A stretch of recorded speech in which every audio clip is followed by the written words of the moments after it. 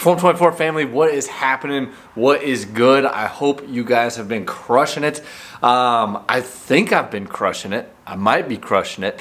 If you follow my YouTube channel, you probably wouldn't know much about that because I haven't been uploading very frequently. But life has been busy, man. We're kind of hitting the summer routine now. This is the first week of full summer. We got a 3-year-old, we got a 2-year-old. My wife started a new business in February. She's a corporate employee for 15 years.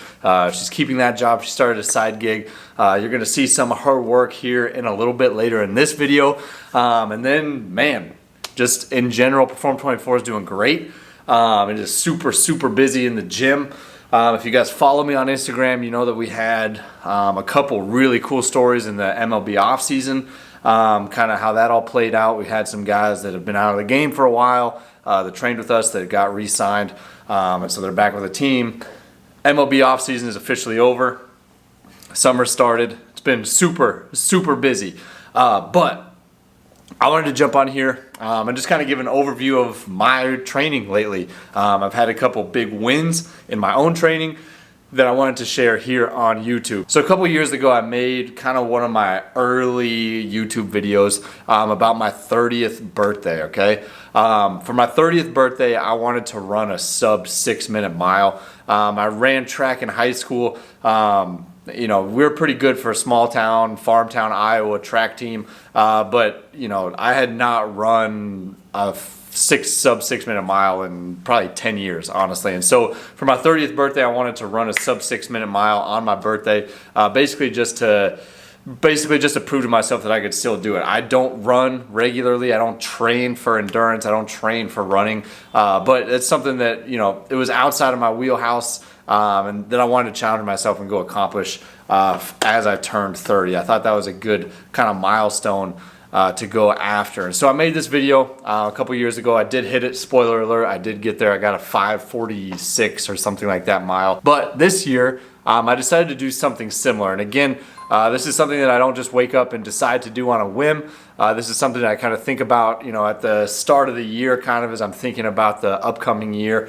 You know, if I'm going to set a big physical goal for myself, I like to use my birthday as kind of that timeline, okay? There's just something about like when you turn another year older, if you can accomplish something either that you haven't ever done, or if you can accomplish something that you used to be able to do, and that kind of eases the aging process, right? It's kind of like a self-gauge for myself, and it also kind of makes my training competitive. When I'm working towards something, I kind of enjoy having that purpose behind my training.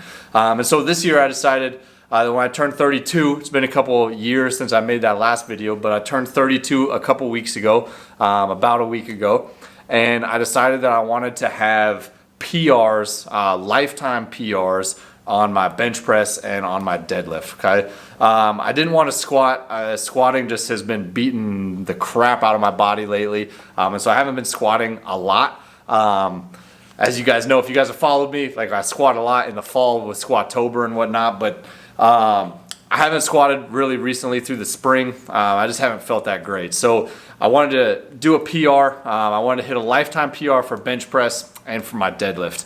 And then my birthday kind of falls towards the end of May. My birthday fell on a Thursday this year, and then on Monday, I circled Monday to do Murph. Last year I did Murph on Memorial Day for the first day, or for the first time, and I wanted to do that again this year. So have that PR, and then hit Murph hard on Monday. I figured that would be a nice little way to celebrate the new year. So anyways, talking about the PR attempts, this is something I was training for kind of all spring, really dialing in on the strength side of things.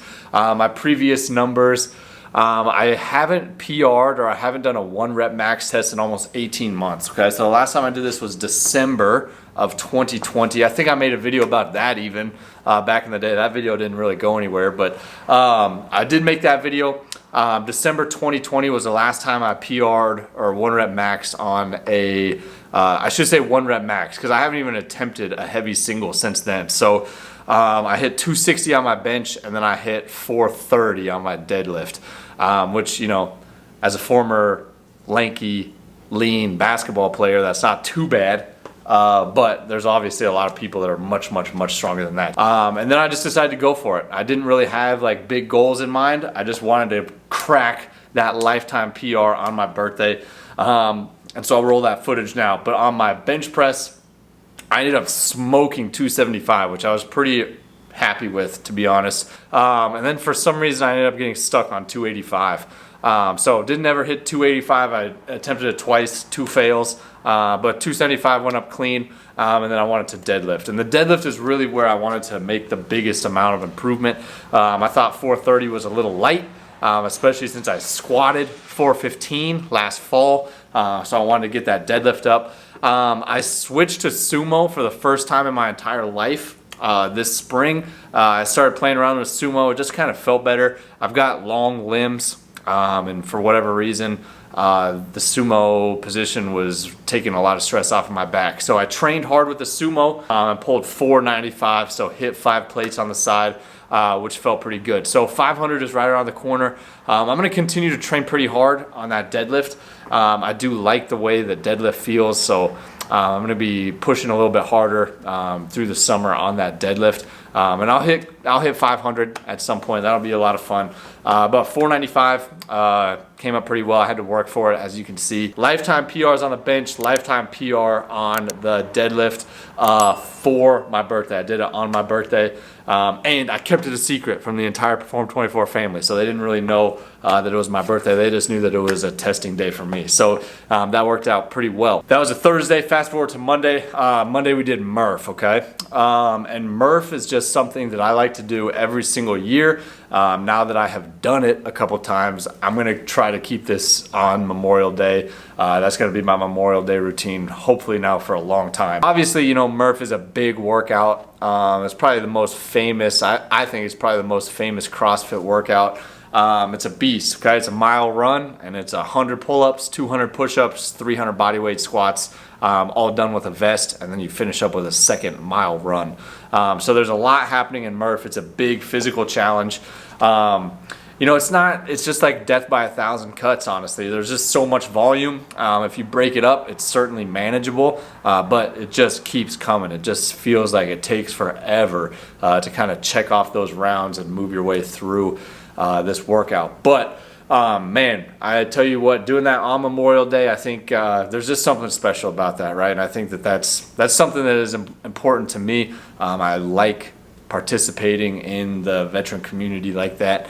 And even though it's just kind of me in my own head going through a tough workout, I still think that there's a lot of benefit to that. Now, the photos that I was probably laying in over the top of that video were taken by my wife. So she started a photography business in February, and she's been rocking and rolling with that. So there's been a lot of just like, I mean, if you've ever started a business, you know that there's just like a lot of launch tasks to do. So we've been doing a lot of infrastructure work on her side business, her side hustle, but it's a lot of fun. Certainly, I think that there's a lot that she's going to be able to add to me and Perform24 and my content game, which is really exciting. But then really what she's doing is she's doing a lot of headshots, like professional headshots and branding photos for other local small businesses. So it's just a really, really exciting time in the Jaeckel household. Okay, so looking ahead, I do have a couple videos that I'm going to be making. I do owe you a review on the Jocko Good Bar, okay?